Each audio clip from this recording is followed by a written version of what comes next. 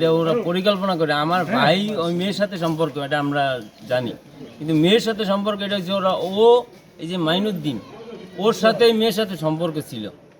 তবে ও আমার ভাইকে মনে করেন সহায় দেওয়ার জন্য, মানে পথের কাটা না, আমার ভাই ওর চাচতো, ওর ভাই ছেলে লাগে, মানে আমার চাচতো চাচা লাগবে ওই মাইনুদ্দিন। তবে যেখানে বাইরেও যাইবে আর ওই মেয়ে ছেলে যাইবে তো সম্ভব না, এই জন্য মনে করেন সহায় দেওয়ার পরিকল্পনা করে এটি করছে। হত্যা করছে এনে ওই আমার মেয়ের সাথে আমার ছেলের সাথে সম্পর্ক।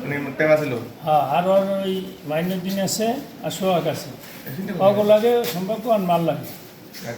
এখন ওই আরে সোহেলকে বুঝাইছে যে এনে ওই তোর বোর সাথেও সম্পর্ক, তোর মেয়ের সাথেও সম্পর্ক, এই ভুল বুঝাইয়া আর টাকা মাইয়া দিয়া সোহাগ আর ওই মাইনুদ্দিন আর আলামিন সিদ্দিক, এই চারজনের ষড়যন্ত্র করে বাড়িতে আসে বলে অর্ডার এনে পারে। এখন হচ্ছে যে এই মেয়েটার বয়স হয়েছে 18।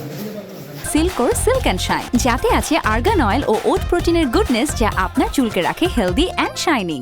তিতাস থানা একটা অজ্ঞাত গলাকাটা লাশ পাওয়া গেছে। তো আমাদের পিবিআই বরাবরই যেটা করে, আমরা তাৎক্ষণিকভাবে যদি কোনো আননোন বা নোন কোনো হত্যাকাণ্ড হয়, আমরা তাৎক্ষণিকভাবে আমাদের টিম এই ঘটনাস্থলে যায়, ক্রাইম সিনে যেয়ে বিভিন্ন আলামত করে সংগ্রহ করে।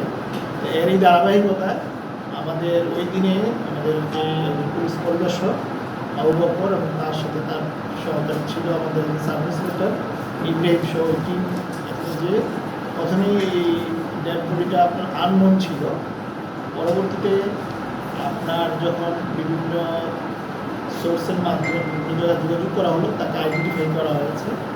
এটা মূলত তাকে প্রথমে শ্বাসরোধ করে তারপর তাকে ছুরি দিয়ে জবাই করা হবে।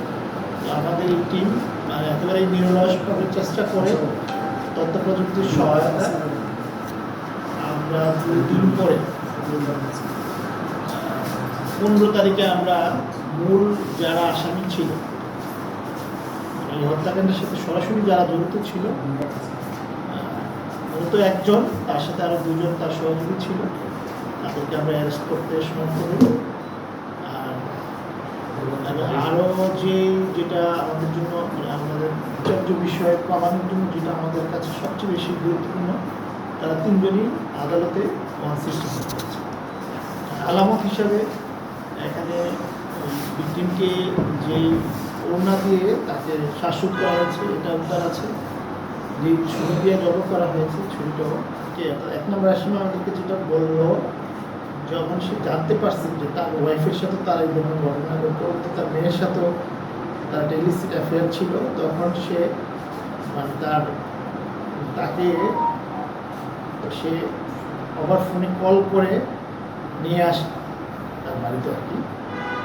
তো নিয়ে সে তাকে খাওয়া দাওয়া করাইছে, তার সাথে এক রাত ছিল, সে যেটা আমাকে বললো।